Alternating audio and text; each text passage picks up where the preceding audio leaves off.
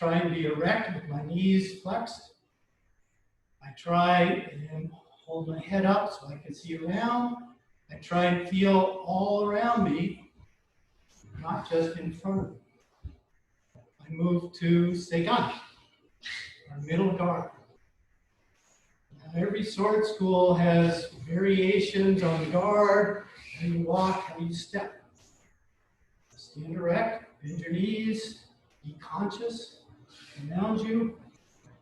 Study your triangle you form with your body, your sword, your opponent. Right? It's really that straightforward.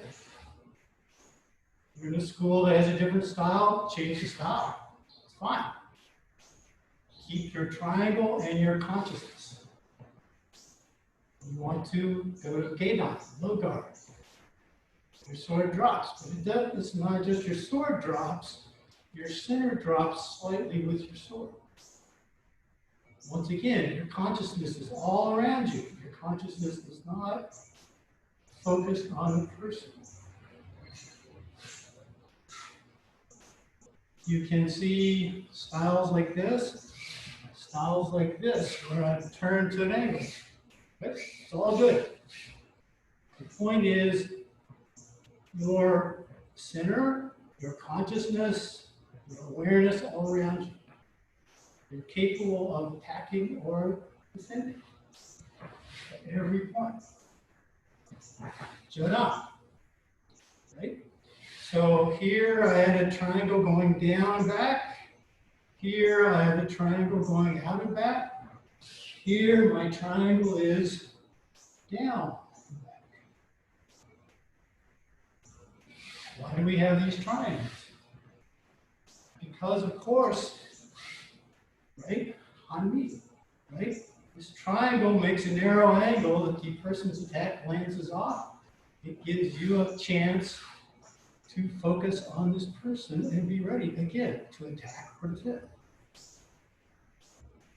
You will see way back, way forward, way down. Fine, don't care. You have to have your eyes open to see. You can't block your eyes. You have to be ready to attack. So from there, you can change to Haso. So once again, my edge is forward. My blade is not crooked. My blade is vertical. And here, my triangle is an isosceles triangle, right? Equilateral, maybe. Okay, so here I am. You will see varieties from here to here, right? It's all good with me. The point again is your core alignment is good. You're balanced and you're ready to attack or defend, right? You can retreat, you can attack. At every point, you have that conception. So next we go to the more funny wakigamai. So wakigamai is like this.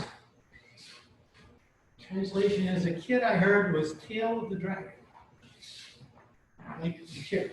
The point is, I'm opening my front. I'm preloading my attack. I'm hiding my edge. Right? So I'm not here, I am here. Saotome Sensei yelled at me quite a lot about this particular kamae, because we do it a lot in our kata. And my problems were typically like this. Right? If you look, I'm not turned enough, my sword's not behind me, my head's not rotated in front of me. Right? So if you look, right, here I go, here I go, here I go.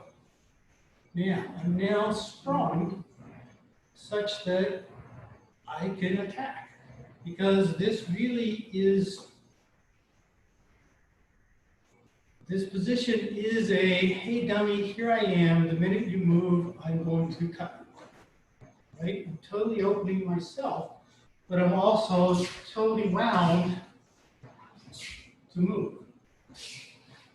Okay, so you have to look at yourself in cameras, mirrors, windows at night, whatever. You have to see how you really are to study this. If you don't look at yourself, you will automatically move in some fashion and think you're doing it correctly. You must.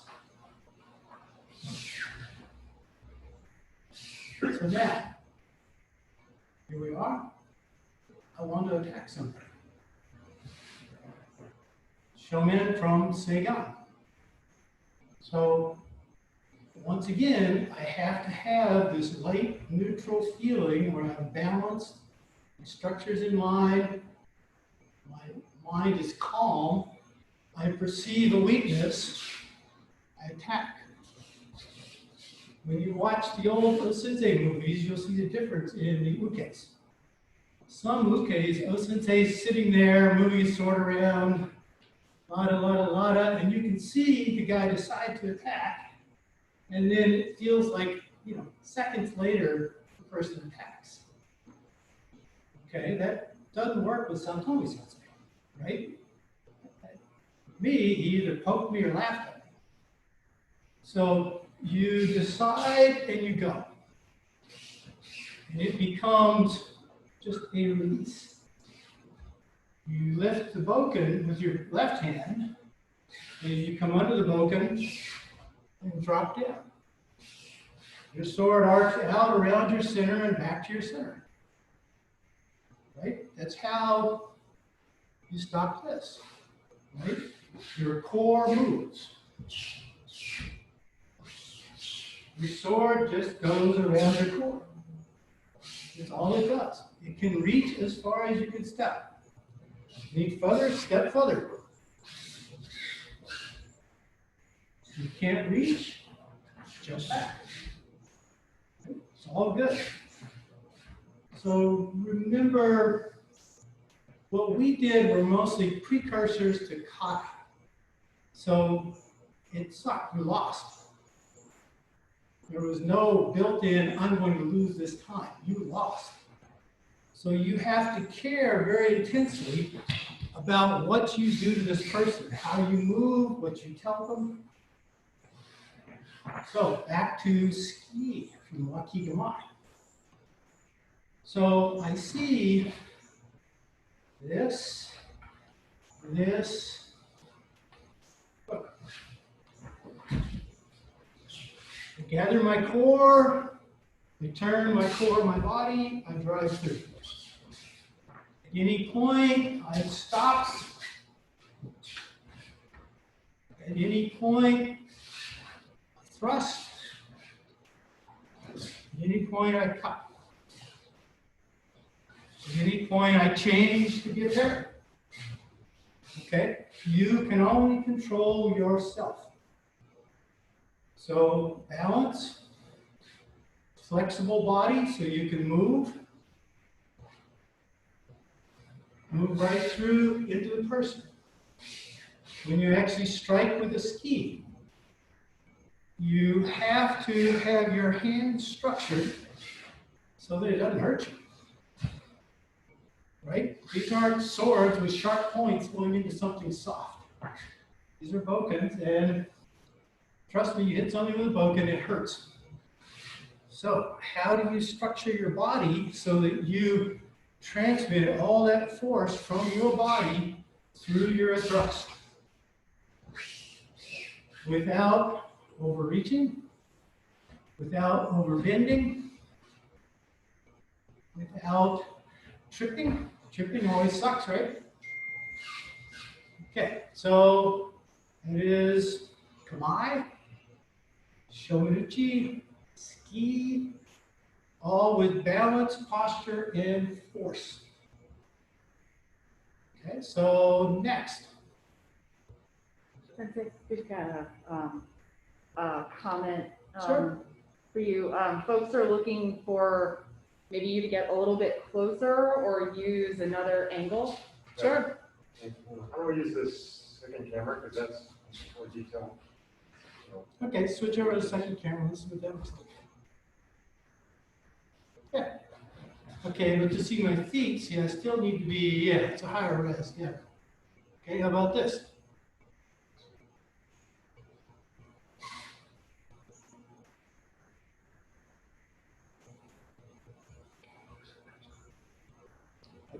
Okay.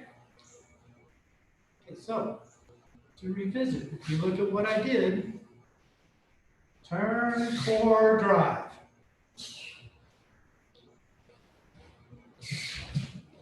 Watch in the back.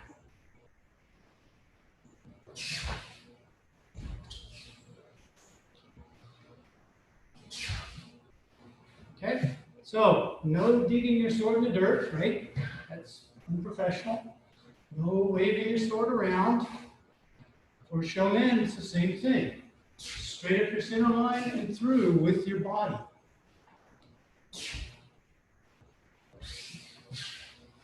Okay? Next part. 2 sword cuts. So one of the interesting problems here. Yeah. So I lose myself. Right? Once again, with Saotome Sensei, there are always multiple opponents.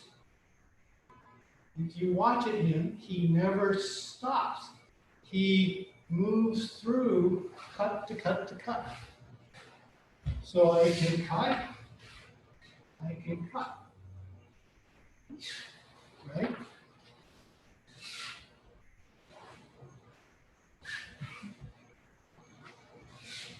Yeah, we know that Weber Sensei did exercises for this, right? 2 direction, 4 direction, 8 direction. So again, what you're studying is your core and your body movement.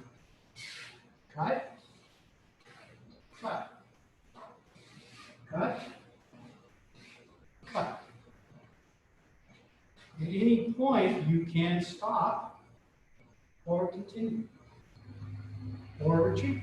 Right? At any point, you must always have that fluidity. So what do? I simply step and cut. I turn right around my core. My Bokken draws above my head. I can cut with my left foot. Turn around my core. Bokken draws above my head.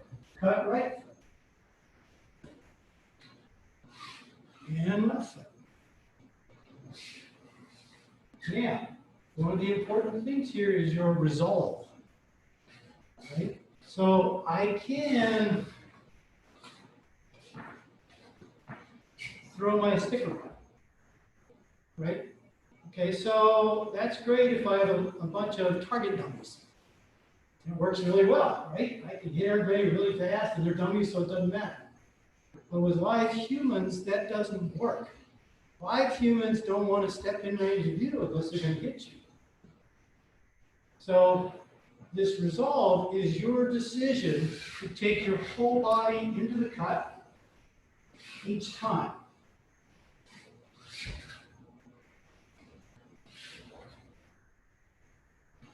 Right? Each time is unique and special. Even when you put it all together, so it looks like it's together, right? Each time is unique because each enemy is unique. One of Saotome Sensei's coolest things was the way he could adjust in real time on me. I would think I'd win. I didn't win. Until I did, of course. But 90% of the time, he won. So he would lure me in or trap me. Okay, so these are all ways for you to practice your precursors to kata. How do you hold a sword? How do you move with the sword? How do you attack with the sword? So here you are, you have a sword and you want to attack somebody. What do you tell them? Tense your shoulders? Do you subconsciously debate and so that you're sort of thinking, I'm getting ready? Right? With Sensei, the first step is don't tell them anything. Next step is you tell them what you want them to believe. Right? I'm going to poke you in the eye. Oh, sorry. Except Sensei would aim a little differently, and then make jokes about it, of course. That was our Sensei.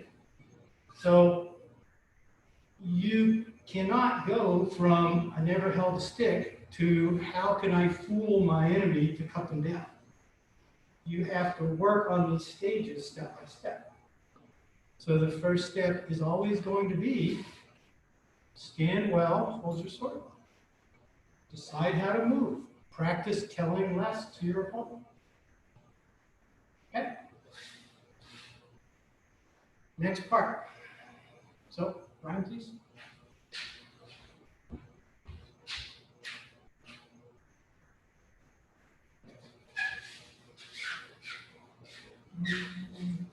Let's see. We want to be there. Let's try this. Yeah, not that one. This is just the striking.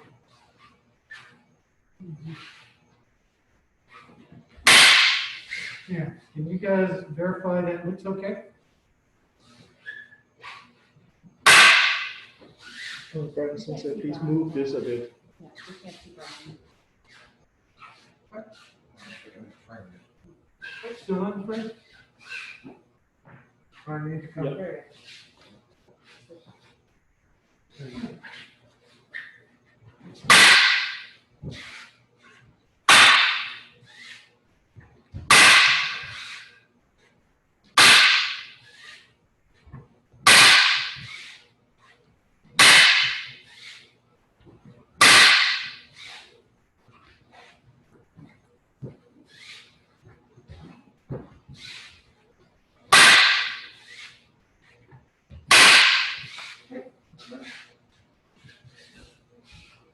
Okay, so we did that 40 million times. We got sick of doing that. We broke Bokkens doing that. I typically would go through a Bokken every 6 months. And I broke a lot of Bokkens because I wanted to be like Sensei, and believe me, Sensei broke lots of Bokkens. Sensei bragged to me about cutting through Bokkens. So, what the hell, right? So to me, you're getting a couple important lessons there. So one is just physical. How do you learn how to absorb shock without getting bruises up and down your hands, without, early onset arthritis, So you control your body and then you move your hands slightly. Then later on, you can practice moving your bokken or moving your center. Right? You can do a variety of techniques as long as the person feels they're hitting your sword. Once again, you're learning to absorb shock without absorbing it in your hands, your shoulders, right? In your hips, all the way down to the ground. Right? So that's a pretty important lesson, and it directly applies to Aikido. You're learning to not be intimidated by a big, strong person beating your stick, right? The key lessons are, that's a problem. That's not a problem. That is less of a problem. That is less of a problem. Even better, they miss. You drop. You turn, right? You have to start slowly and work your way through this. Can you hit your Brian, please? Sensei, let's switch to this camera so this it's Okay. easier to see. Yep. Yep. This is-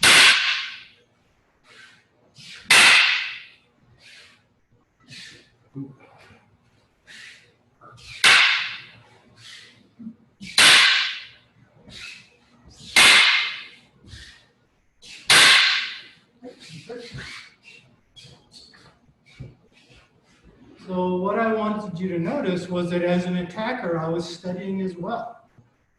Right? Do not waste half your time. That came from a Weber Sensei many, many, many years ago, well, decades ago. Right? So as I attacked, right, my body moved, my sword moved. I'm in balance.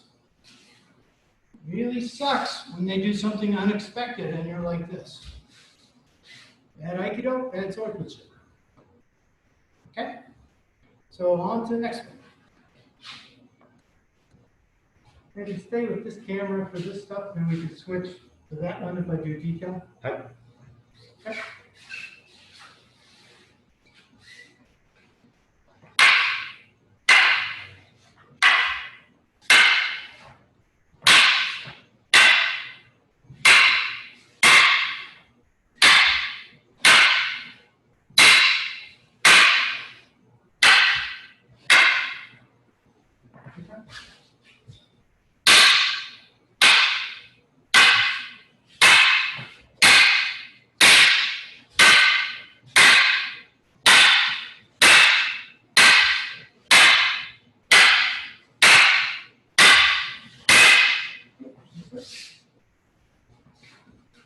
Okay, let's switch to this camera.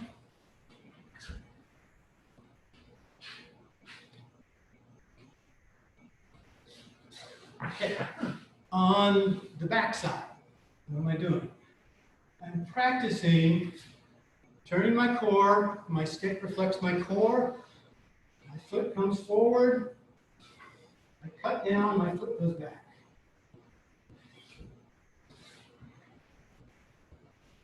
My cut can only go as far to the side as it's a cut, right? I don't roll my sword around, I actually cut. On my parry is with the back quarter of my sword, right? Around my head, cut through. My torso and my weight transfer generate the action. My sword can transmit power, but I'm not trying to beat my sword to death. I'm trying to fix my body movement. Okay, now what about on the attacker side? So the attacker side is really about shoulders. I attack, the impact, it rolls, it comes back. So my torso absorbs, my leg absorbs, then the sword straightens and cuts straight down. You're welcome to change speed in any manner you want. Right? The point is you're being totally relaxed. Again, the goal is not you personally absorbing tons of stress in your fingers, your hands, your elbows. Right? You can hit lightly, you can hit strongly as long as both parties agree, but the goal is you changing your body. Okay? So let's look once more, please. I should add before you come out. So I moved, Saotome Sensei went to Chicago. He took me and oddly with him. He then came back. Patty started a morning class. Sensei gave me the morning class.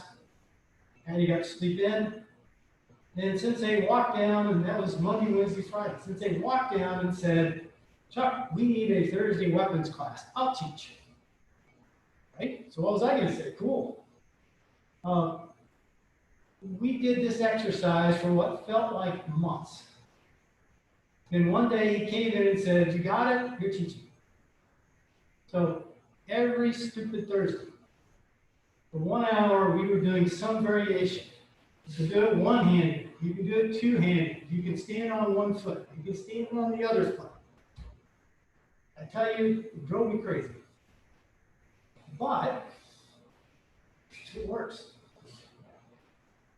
You always have to remember these old exercises survive for a reason. And of course, you know, we're Americans, not Japanese, right? So it's better if we know the reason in advance. Just saying, modern coaching has come a long ways. Okay, one more look at this, please. Yeah, one more time of this. You want to switch to the other? Right.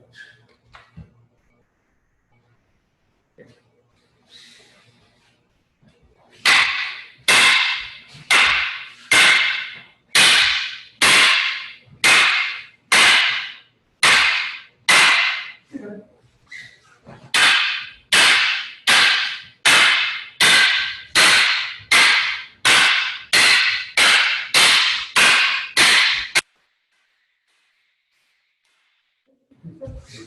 Okay. Ready for the next one?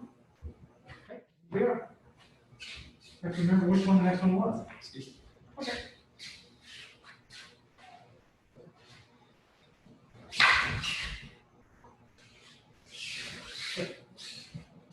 Better change the other camera. Are we on the?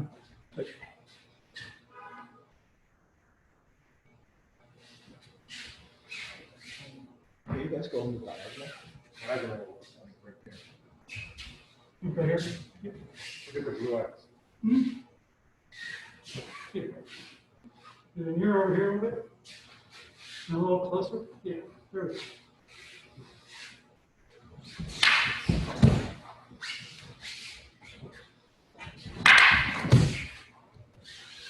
So notice.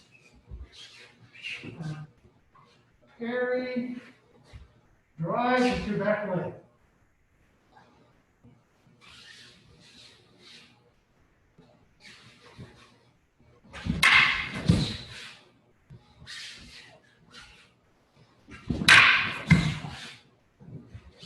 When you parry, I'm not waving the stick around, I'm moving my core in my left hand. Slowly, please. So if you watch my right hand, it stays pretty much the same. In relation to my body. My left hand moves, my right hand and arm stay almost the same until I extend for the thrust. Right? Oops.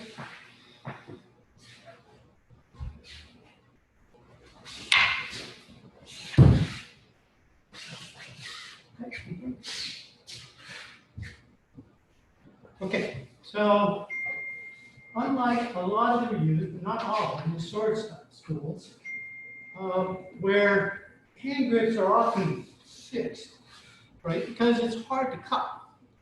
So you want to maintain this structure for stability when you cut through something.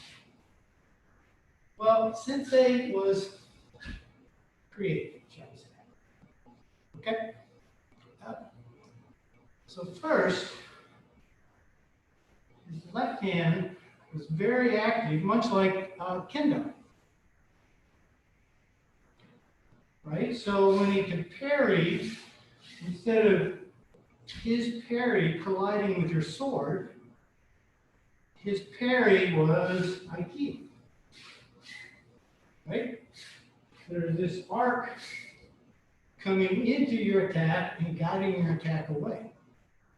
So you very rarely saw him collide with your sword. It was quite irritating. I would think I would hit him. His sword would lead me out of the way and cut me while I'm still thinking, I'm going to win for a change. Why not me? So you have to use this feeling.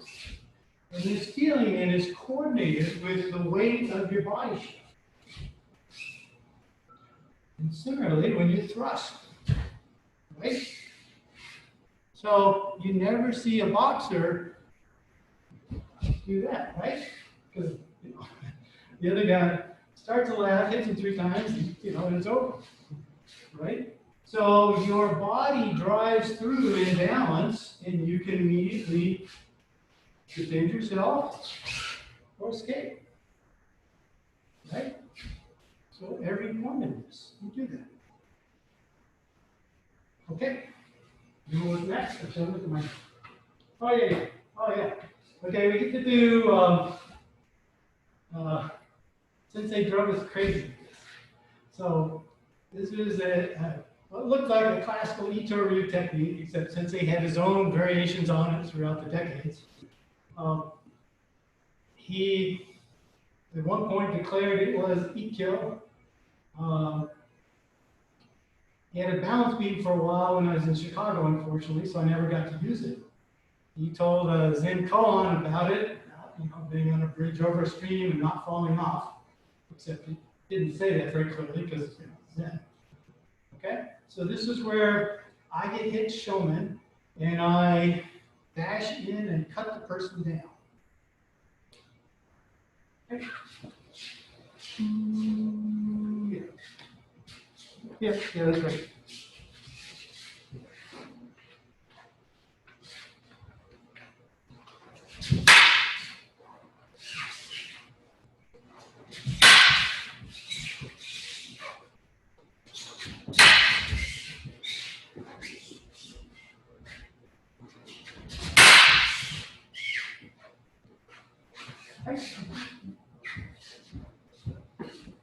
Okay, so over the years, Saotome Sensei went from hand carving with broken glass, Subrito, into extra long, extra heavy Bokken. Can you say size queen? Yes. Oh yes. Whatever we had, his was bigger. And then this technique was a smack. You would literally smack the person's Bokken out of the way, and then you could hit them on the head, or stick them in the throat, or stick them in the belly, or cut the wrist, right? Okay. It's fun while it lasted. I was young. It doesn't really match up with the Ito-Ryu we see on the web. So he, over time, transitioned. And remember, Sensei teaches to Azukens. So you never know, did he do what he did because that's what we wanted to do, or because that's what he felt like whacking us around? You don't know. Okay. But it was pretty interesting because early on you had big clubs and you just smacked the hell out of the Bokken and then there you were. Okay, but later on it became a more subtle control of angle and space, right? So your job is to actually slightly deflect the other person while you slightly change your hanmi, and then you end up controlling the center line. In Sensei's koan, the other guy would fall off the bridge in the stream and drown. Because the bridge is just a tree trunk, right? Not very wide, you can't dodge.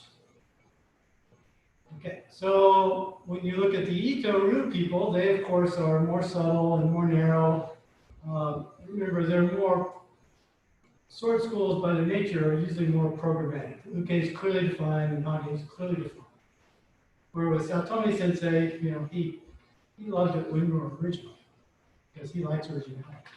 So let's look at the more final area part. That's fine.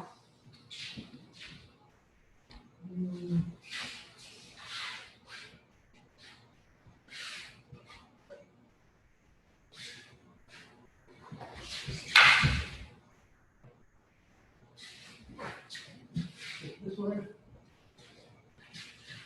Yeah, no, it's good. Just hit me. Right? So I cannot do that. I cannot lean.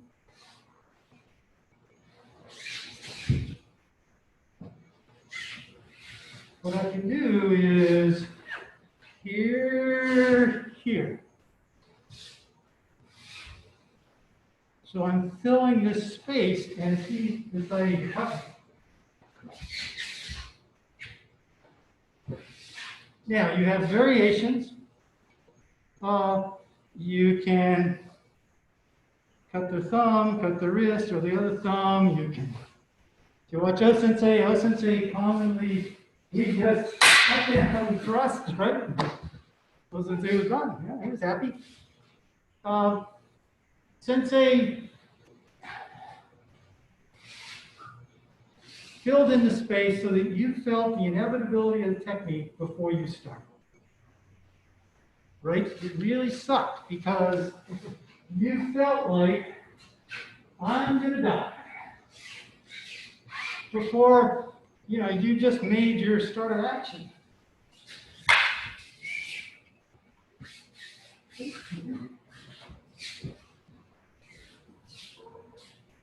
Now, to me, that is Ezekiel. Right? With Sensei, when you attacked him, hand, sword, staff, knife, he had that quality that he had weight and balance and posture, and then he grew about 2 feet when you're ready to attack him, and then you started to move in, and he ruined you before he did technique. Right? So what he did, the quality he had was not technique, it was before technique, I would say. So to me, what these basic practices study is before technique. Right? Kata is something we do, we were shown. I was the uke for the majority of it when he built them. Right? I can tell you stupid stories where he embarrassed the hell out of me. In public, in front of class, many times. It was his quality of controlling time and space and your perception, not his. It ended up in you thinking, oh shit, yet again, time after time. And so, of course, that's pretty cool. But, that was a long time ago. The real problem here is how do you all study that quality on your own, in your way? And so again, what I find helpful is I start with basic Kanai. I start with how do I move my actions? When I do that, I can actually change my perception, time and space, slowly, slow other events down, and have more timing and power in my actions, which sounds like good idea. Okay, so next, where are we at next? Okay, so we're going to do a technique. In the early years, Saotome Sensei did very many what football would call stunt techniques. Unexpected, unusual, feed the attacker something funny and then trick them, right? Screw with the brain. He did those all the time. So in later years, he mostly did what I call lightning because, decades ago when he first showed it to me, he said, this is blah, blah, blah, blah, in Japanese, lightning. Fine. And what it involves is, yet again, using his left hand to simultaneously block and cut you. Okay, so.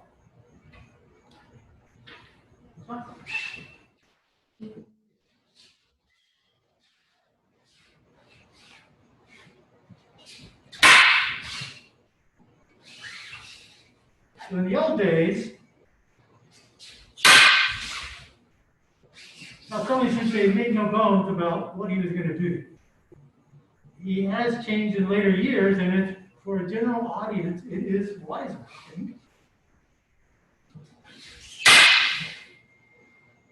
Right? No accidents.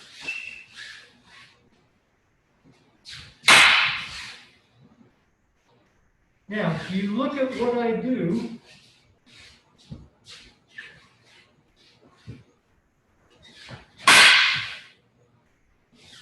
I'm doing this.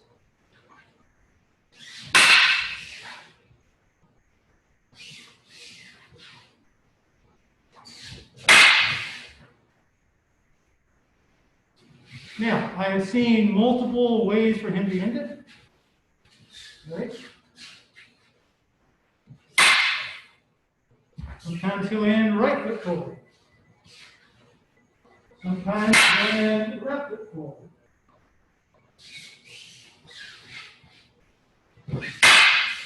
Sometimes he'll cut over the head. When he first taught it, were the target. That's what he hit. Again, don't be stupid. Keep your distance or go slowly.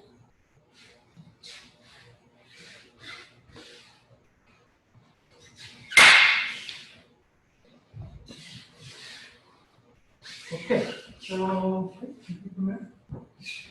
this gets into battle sword. So from the earliest time I got here, and clearly when you talk to John Masoris, he did in Florida too. The guy was insane at multiple attacks, just insane. So I remember one of my early memories is he was literally skipping with a shinai around the whole dojo. Not running, skipping. And 4 or 5 of us would be running around like little chickens, and when we came close to him, he hit his kote and he kept skipping around, 1,600 square feet of mat. Everybody was laughing. He could just do this. He'd gotten to the point where he knew where everybody was all the time, and his movement made minute adjustments to allow him to go where he perceived he needed to go. Okay, so what does that mean from this technique? When you look at this technique, invariably what he talks about is you're making this cut, and then you have another person coming, and you immediately have to perceive the other person, parry the other person, and cut them, or, hey, if we're freaked out, you just cut them, right? But there's not a stop, start, stop, start. And it's back to these minute adjustments he can make all the time, so he stays in balance and feels through vibration, through his skin. He talked about all of that, skin or eyes, so that he feels where everybody is around him and then smoothly moves to cut the next person. So, 15 years ago, he would demonstrate 3 people and 3 cuts, right? And so he just didn't stop moving, right? He perceived where everybody was, and so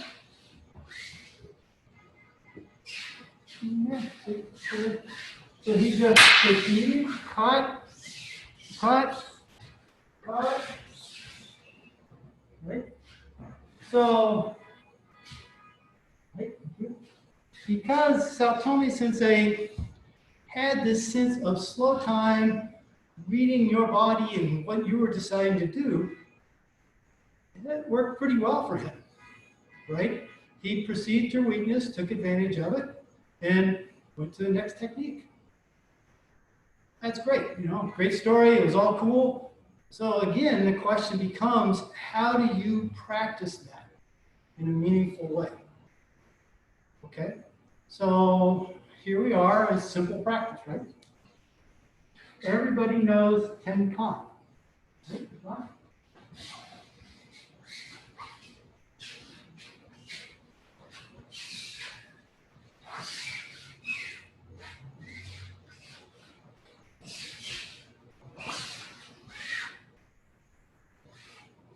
I'm just doing Tenkan.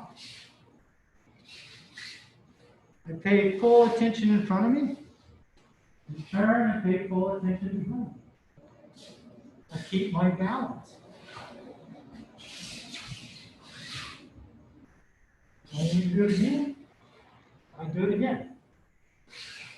Right? At every point, I'm not doing this, or this, or this, or this. At every point, I'm stable on earth and heaven. Right? At every point, I'm free to move. I'm free to change and perceive. Right? Okay. If you have questions, type them in. Otherwise, I will do bonus techniques. So,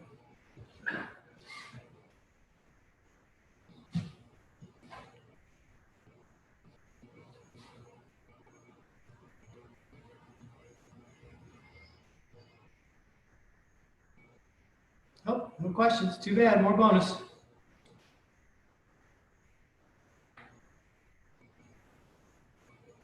Right? Bill Gleason special. So we got this when Bill Gleason came. I presume he got it from his Kashima. It is very similar to this feeling. Okay, so Brian, please.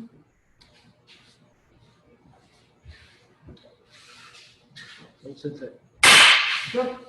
a question just came in. Deep rooting of lower body before cuts. Rowing exercise.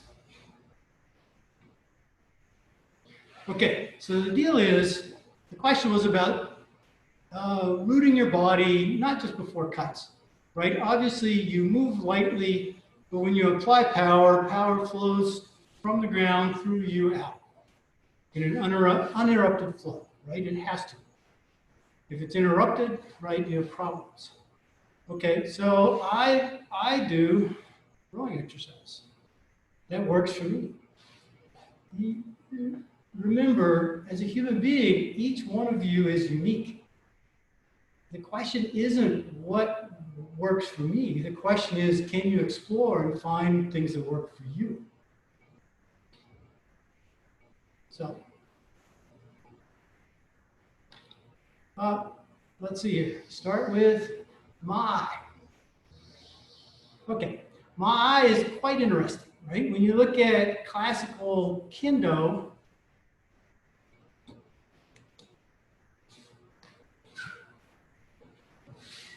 yeah, right here.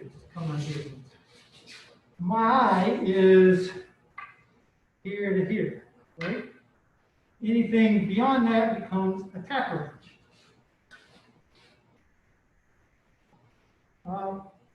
Okay, we'll line the questions up. Let's go first with my eye.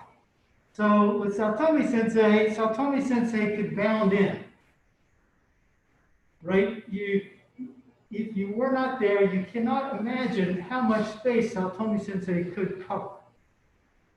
So for him, he liked a large ma'ai, but of course for Saotome Sensei, right, in a blink of an eye, he covered way in. If you look at Iaido talks about ma'ai being here.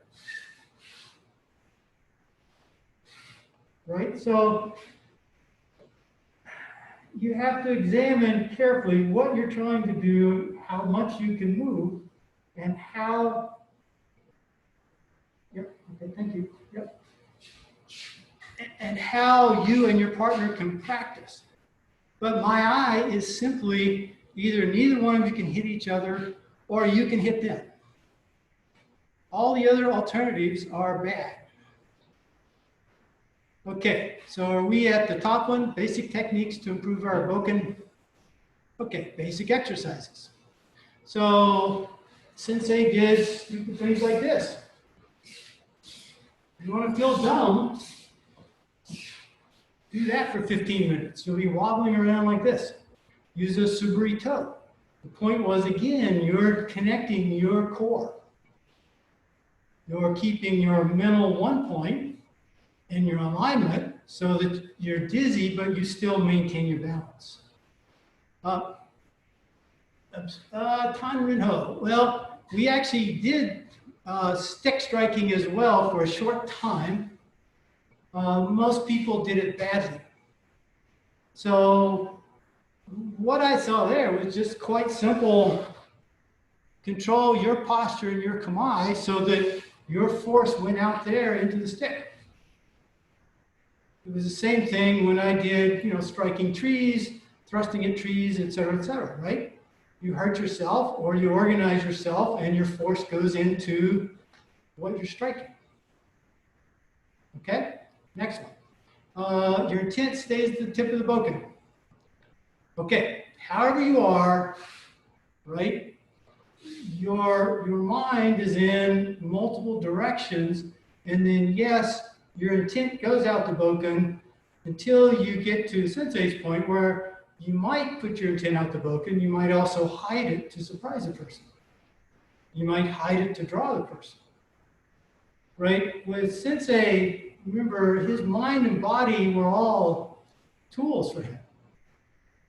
So when he fooled you, right? One time we're at actual summer camp many years ago, and Sensei walks around and laughs at me as usual. Then all of a sudden he does this, except probably not even that much, just a very minor body shape. And he started moving, and my sword went up. He practiced observing people and shaping them to allow him to do Aikido with his body or his mind. Okay? Left hand's roll. Yeah, use it. You practice, right? So what's the general rule, right? If you go into Kendo, what they'll tell you is the left hand provides the action, the right hand provides the guide, except at the end where they just start popping like this, right?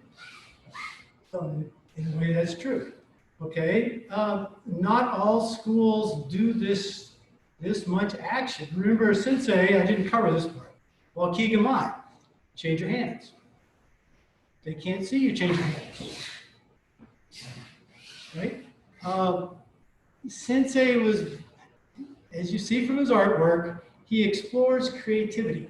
He harvests ideas from books, videos, etc., just thinking about things, and then explores it, and then does it. And then he tests it. Does it work? Okay. Different foot, hip position supports the different cuts. Okay, you can, our Iaido guy has a funny drill, right? So he has a drill where you keep your feet together, which seems counterintuitive, right? Except that the drill's idea is for you to move and maintain your structure when the sword cuts around. He has times where you might cut like this or like this, right? So your structure is that your joints are in alignment from the ground through each joint without any wobbling or mismovement of power, right? They're in alignment so that you're stable and this sword just revolves around you. Right? That's all it does. It just revolves around you. You want it to go faster, it revolves faster. You want to apply power, in actuality, your power is your center dropping to the earth and your sword feeling gravity dropping to the earth. So that's it. So how you want to arrange your feet and hips, again, as long as you have this good alignment, right? As long as you have this good alignment, you can apply power, right? You can perfectly well hit left side, right foot, right? This is all you making micro adjustments in your body to transmit power through. Okay, we have 5 minutes. Okay, I'll go back to our basic.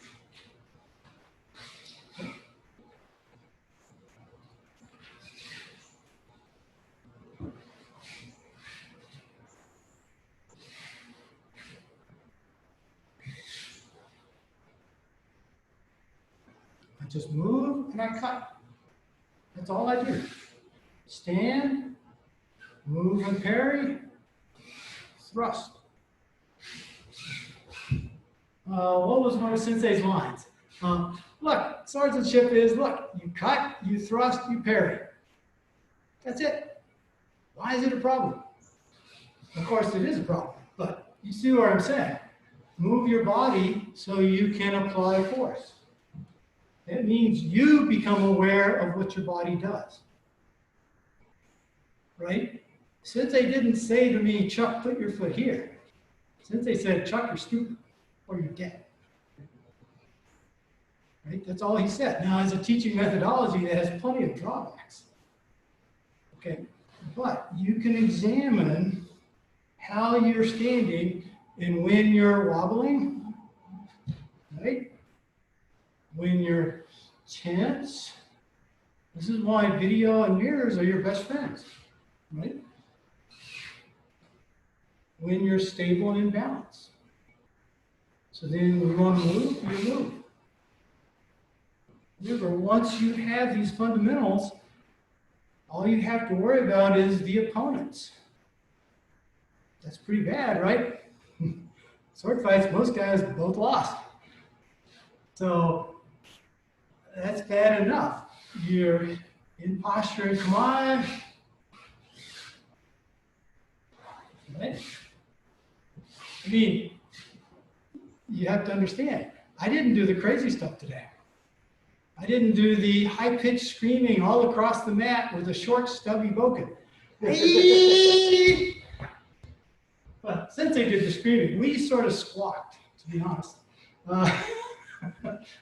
Yeah, it was funny, except I was in it. But, you know, film would be great today. Very embarrassing to us.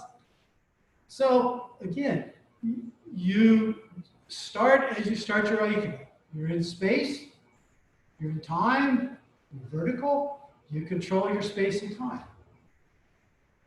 You take up your sword, your spear, your hands. Okay? That's all. Be aware around you.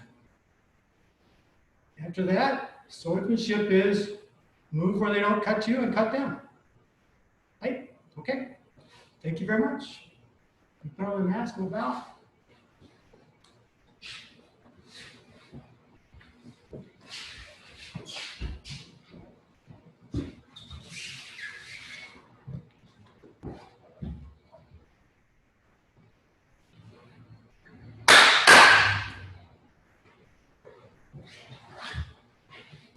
Right. Right.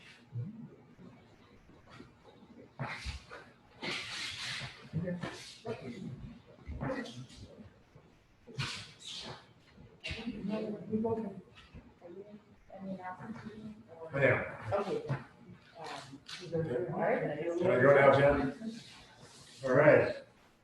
Good afternoon, everybody. It's great to see everybody on Zoom. I wanted to say a couple things about the schedule for this afternoon, but I would first like to thank Chuck Sensei and Brian Sensei for coming down from Baltimore. When we were planning this event, we wanted to have everybody who run all the classes and things from the dojo. So I appreciate you making the effort to come down. For this afternoon, we've got a really special event planned for 1:15. It's an opportunity to hear from Saotome Sensei. He is down at the shrine right now, so I have it on good authority, and he is actually going to dress out for this and be in front of the shrine space. So should be a highlight of the weekend. It also means that we're going to be on Sensei time. So if the schedule needs to adjust a little bit and thinking maybe backwards, just depending on how things go, we'll adjust accordingly. So just keep that in mind. And then I'm going to ask if we can be a little organized. This is an opportunity for Sensei to say hello to us, but also for us to say hi to Sensei. Not all, I'm looking at 97 participants. There might be more in an hour, but not all of us are going to be able to individually say hi to Sensei. So we'll open up the Zoom and we'll play Sensei footage over the lunch break, but we'll open back up live at 1 o'clock, and I know it'd be Sensei would enjoy seeing some familiar faces. So if you want to have an opportunity just to say a quick hi to Sensei, and literally this quick. Hi, Sensei. This is Eugene from DC, or Yeah, I don't remember, Bokken. but I do remember the drills. I do the drills now. We'll make a quick list and try to get through as many as we can. That's the plan. Yeah. And so Yeah, helpful. get back on at 1 o'clock if want to help organize for that. And otherwise, get back on at 1:15, and we'll have Sensei on, and again, it's the Sensei time. So Don and Julie are coordinating all that, and we'll try to get them on as close to 1:15 as possible, and then class will flow from there. So enjoy your lunch. You had an hour, 45 minutes to do that, and we'll see you back later. Thank you all very much.